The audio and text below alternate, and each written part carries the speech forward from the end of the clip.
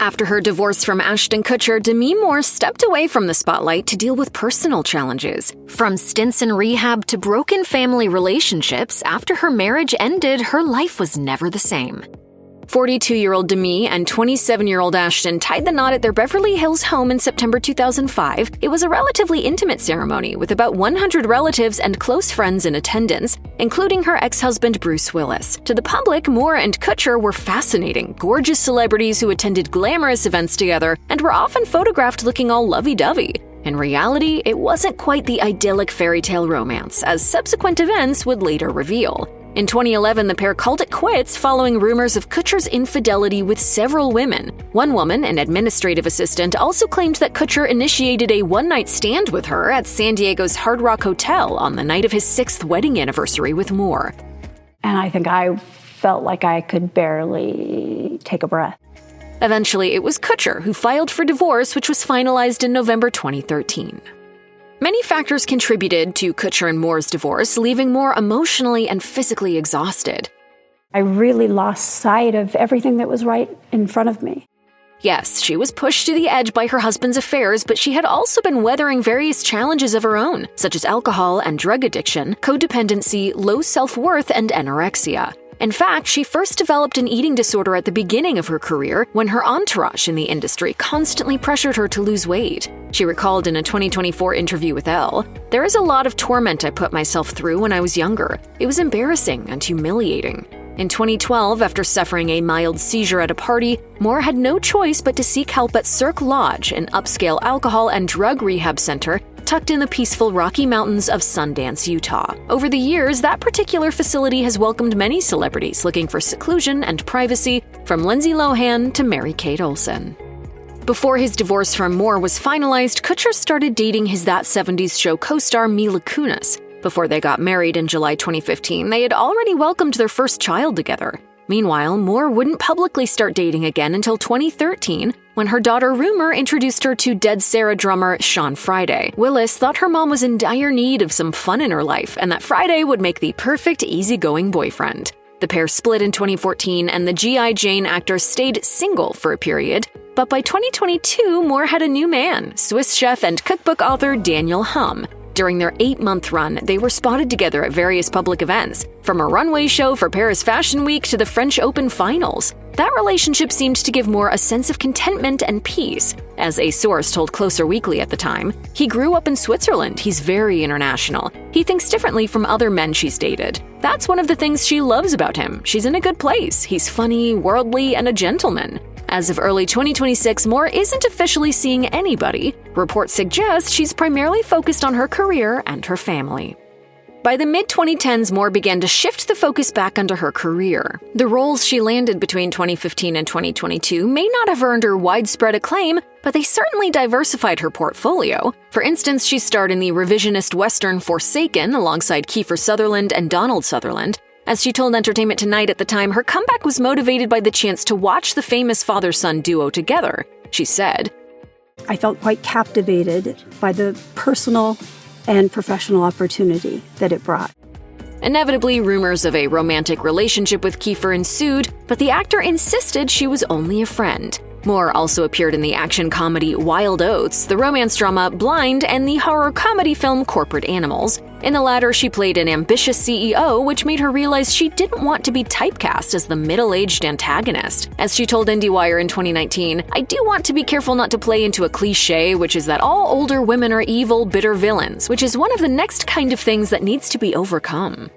Before Ashton Kutcher, Demi Moore's last TV appearance was in a 2003 episode of the hit sitcom Will and Grace.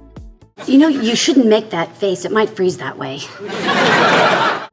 4 years after the divorce was finalized, she would land the role of Claudia, a calculating and obsessive nurse, in the music drama series Empire. Then in 2018, she was cast as the General in the 3rd season of the HBO adult animated comedy series Animals. Determined not to be typecast, Moore also portrayed Linda, a mother who has been dealt many blows, in Peacock's science fiction show Brave New World, as well as socialite Anne Woodward in the anthology series Feud: Capote vs. the Swans. Since 2024, the actor has been playing Cammie Miller, the socialite wife of an oil executive, in the Paramount Plus drama series Landman, opposite Billy Bob Thornton. On September 24, 2019, Moore opened up about her life in a heart-wrenching memoir. In the book, she shared shocking details about her upbringing, career highs and lows, emotional struggles, addictions, and romances. Titled Inside Out, it was dubbed Book of the Year by several publications, and for good reason. I think a memoir is not about receiving, it's about giving.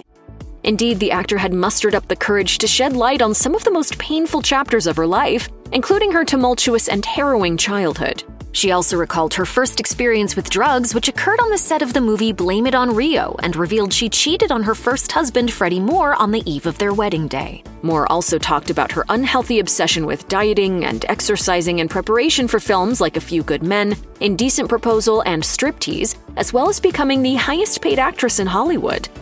It's a process of learning to love yourself, accepting who you are just as you are. As for her time with Ashton Kutcher, she revealed that she had suffered a miscarriage when she was 42, and also claimed that Ashton had persuaded her to open up their marriage by convincing her to engage in threesomes. She also opened up about her depression, her addiction to alcohol and pain medication, and his affairs. She wrote, "I put him first, so when he expressed his fantasy of bringing a third person into our bed, I didn't say no. I wanted to show him how great and fun I could be." While balancing her acting career with bouts of depression, addiction struggles, and romances, Moore experienced a complex and fragile relationship with her three daughters, Rumor, Scout, and Tallulah. Scout and Tallulah in particular went no contact with her for 3 years after she suffered a drug-induced seizure in 2012. Everyone else was witnessing my body flailing. My daughter terrified that she was going to see me die right in front of her. Moreover, Moore's codependent relationship with Kutcher profoundly affected Tallulah, who told Jada Pinkett Smith on Red Table Talk in 2019, And I was so angry because I felt like something that was mine had been taken away. Yeah. It was like, oh, well, we're not enough. Moore's relationship with Bruce Willis was much less problematic, as both had made an effort to create a stable and loving environment. Rumor said to People in 2021, "I feel so grateful that my parents made it such a priority that we could be a family, even though it looked different." Following her divorce from Kutcher, Moore tried hard to mend her relationship with her daughters. Their reconciliation was finally made official in May 2020, when Tallulah dedicated a loving Instagram post to her on Mother's Day. She wrote in the caption, "I am magnetically transfixed by my mother. If you know me personally, you know the magnitude of her presence in my life." During the pandemic, Moore executive produced a podcast called Dirty Diana, and she also voiced the main character over Zoom. I hate it. I mean, what's happened to us? We used to have great sex. Excited at first, Moore eventually realized that this project helped her come to terms with her own insecurities in that particular area. When asked in a 2022 episode of Variety's podcast, The Big Ticket, about what she had learned from that new experience, Moore confessed, "One of the great opportunities doing what we do is being able to use things to help push you beyond where you are resting. In this case, I realize there's a part for me that my sexuality has felt like it's dangerous, and that I should just keep it under wraps." This has been an incredible opportunity of opening into areas that I'm not comfortable with. Long after their divorce, Bruce Willis and Demi Moore have maintained a strong bond. Do you still like me? Yeah. Good. Willis not only went to Moore and Kutcher's nuptials in 2005, but when it was his turn to walk down the aisle a second time, his ex-wife was there with bells on. In 2009, Moore and Kutcher went to Willis's wedding to Emma Hemming. Despite all the challenges she's weathered over the years, Moore remained close to Willis and his wife, and they even quarantined together during the pandemic. In 2022, Willis's family shared a heartbreaking health update about the actor. He was diagnosed with aphasia. The following year, his family announced that he'd been further diagnosed with frontotemporal dementia. These diagnoses effectively ended his acting career. Moore has remained a steadfast, supportive presence and has occasionally helped Emma care for her husband. She said on the Oprah podcast in 2025, "I have so much compassion for Emma, and this being a young woman, there's no way that anybody could have anticipated where this was going to go. It's hard to see somebody who was so, vibrant and strong and so directed, shift into these other parts of themselves." There is no roadmap for how to deal with this. In 2025, after 45 years in the industry, Moore won the Golden Globe for her performance in The Substance. The satirical body horror movie featured Moore as a celebrity fitness guru and tackled the themes of ageism and unforgiving beauty standards in Hollywood. There's been a slight misuse of the substance.